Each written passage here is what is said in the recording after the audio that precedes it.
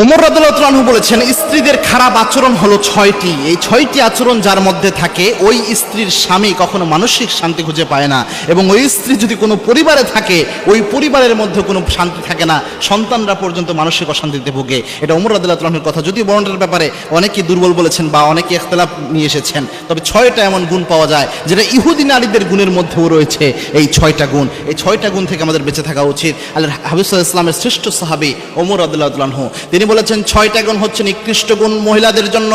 1 number শাররুন নিসাই সিত্তুন, 6টা গুণের মধ্যে 1 নাম্বার হচ্ছে আল হান্নানা, এমন মহিলা যেই মহিলা শুধু বাপের বাড়ির কথা বলে বেড়ায়, শুধু অহংকার গর্ববোধ করে বেড়ায়, এরকম মহিলা হচ্ছে নিকৃষ্ট মহিলা।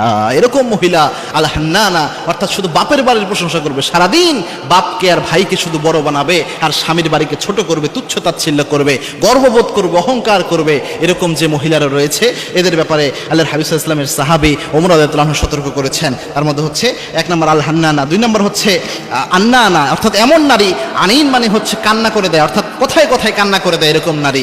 আন্নানা, যে নারী কথায় কথায়, যেটাকে নাকে কান্নার স্বভাব থাকে, যে কোনো কিছুতেই কান্না করে দিচ্ছে অথবা যে কোনো কিছুতেই অবজেকশন জানাচ্ছে, এরকম নারী যদি হয়, বেশি অভিযোগ দেয়, কথায় কথায় কান্না করে, এরকম নারীকে আল্লাহর হাবিব সাল্লাল্লাহু আলাইহি ওয়াসাল্লাম শ্রেষ্ঠ সাহাবী ওমর রাদিয়াল্লাহু আনহু তিনি সবচেয়ে নিকৃষ্ট নারী হিসেবে উত্থাপন করেছেন, নিকৃষ্ট নারীর গুণ হিসেবে উত্থাপন করেছেন। 3 নাম্বার হচ্ছে আল মান্নানা, অর্থাৎ কোনো কাজ করলো অথবা কোনো উপকার করলো, এটা বারবার বলে বেড়ায় যে আমি অমুক কাজ করলাম, আমি এই কাজ করলাম।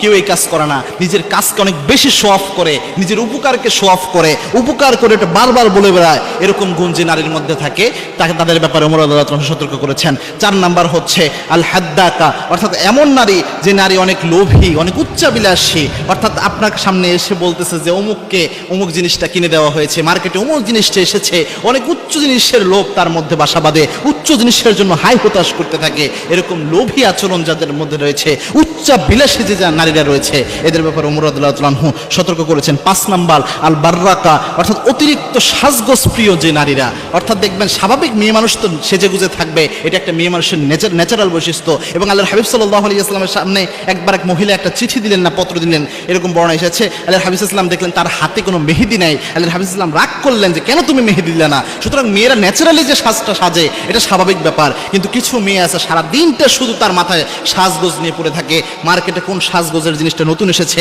পার্লারে কয়দিন পরে যাওয়া হবে, যাওয়া হলো না হলো, এগুলো নিয়ে সারাদিন মেতে থাকে। এরকম নারীর ব্যাপারে ওমর রাদিয়াল্লাহু আনহু সতর্ক করেছেন। আর সর্বশেষ সেটা হচ্ছে আস-সাদ্দাকা, অর্থাৎ এমন নারী যেই নারীরা চিবিয়ে চিবিয়ে কথা বলে। চিবিয়ে চিবিয়ে কথা বলা বলতে অর্থাৎ দেখবেন আপনাকে কোনো কথা বলতেছে, কথা হয়তো অল্প পরে, কিন্তু চিবাইয়া চিবিয়ে এমনভাবে কথা বলে যে আপনার জ্বলে পড়ে যাবে।